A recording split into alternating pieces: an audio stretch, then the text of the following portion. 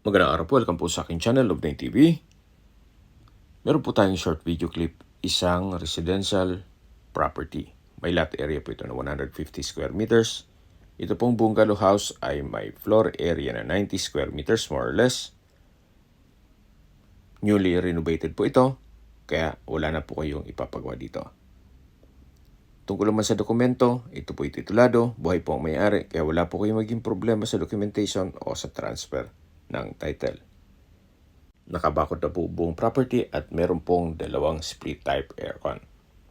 Ang full video po ay mapapanood nyo sa aking YouTube channel na Love9 TV Official. Napaganda po ng lokasyon nito, 1.4 kilometers lang mula sa Pasita Complex. Binebenta po ito ni owner sa halagang 6 million pesos. Kung may mga katanungan po kayo, tawag lang po kayo sa aking numero.